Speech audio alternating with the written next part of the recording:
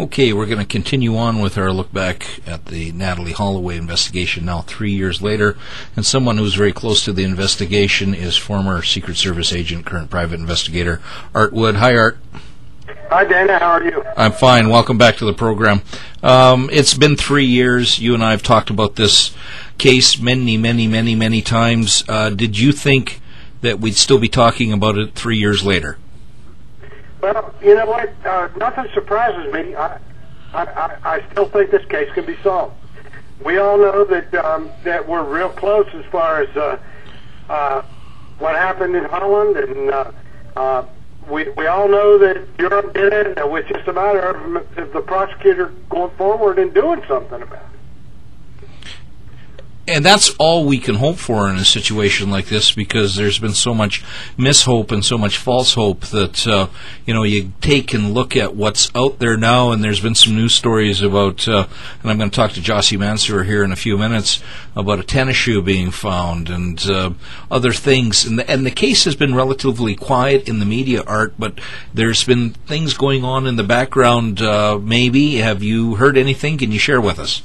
Well, I could share with you the fact that there's some witnesses come forward that you're on at a different part of the island, not close to the fishermen's huts, but more inland toward that pond that was drained, and a different pond than that, actually. And he was going down the street with no shoes, or one shoe on and one shoe off. I know that the prosecutor and the police but they wouldn't drain that new pond. They didn't do anything to find the missing tennis shoe. They're just it all corresponds. Dan, it all corresponds with what we know happened. We know that Natalee died in the hands of Joran van der Sloot.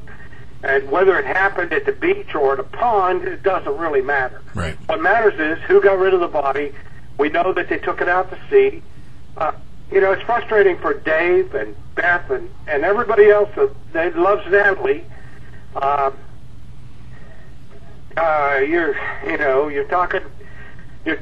preaching to the choir. I know that you care. Yeah. And we do, and all my listeners and everyone involved, the Scared Monkeys and all that, we're here for them. But it's to the point now where if something comes out, Art, and I think you understand this, we're almost expecting to be disappointed that it just turned out to be a sour lead. Would it be better right now that if there was a way to clamp down on any information, to just let it fall, let the pieces fall where they may, and hopefully we can at least bring Natalee home, if not get these three gutter scum, I'm going to say something else, but I can't here, to court? Dana, listen, I don't agree with that at all, and the reason is that I think that Joran made a confession on national television. I think that tape that was made where he confessed to Natalee dying on the beach, and the fact that they got rid of the body was enough for the prosecutor to go forward. Right. I just don't know what's taken them so long. Just before my interview with you, I had Clint Van Zandt on, and I think Clint said it best. He said, only in Aruba can you confess to murder and nothing happened to you. Your thoughts on that statement? Well, I'm waiting for the prosecutor to do something about it. I think that Joran did confess. Your listeners and myself and you and everybody else in the world that has followed this case knows that what he said on those tapes was true. Right. Did he mean to kill Natalee? There's nothing on that tape that convinced me that he did. Right. But he certainly didn't mean to save her, Dana. He certainly didn't take any steps to save this young girl's life. And that's what bothers me. I mean, he needs to be prosecuted. Is it first-degree murder? Probably not. But it is something that he needs to answer to. And then the part that bothers me the most is not helping her and then taking her and throwing her away like a piece of garbage.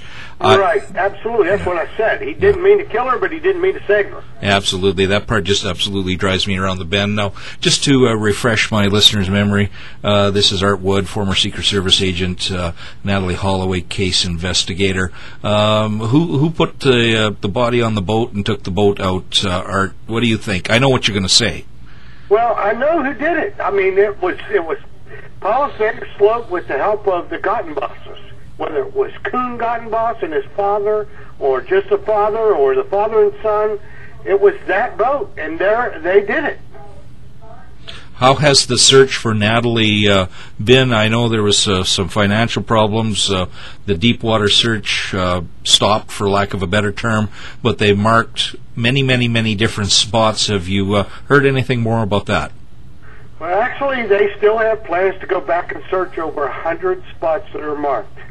But quite frankly, Dana, I'm not encouraged. I'm not encouraged because they haven't raised enough money to pay for the divers. I'm not encouraged because the more time that goes by, there could be less and less left, even if it was in a crab trap. Yeah, absolutely. Art, do you see this case going to trial in the near future, or will you and I be talking about this in a year? Listen, Dana, I've told you this 1,000 times.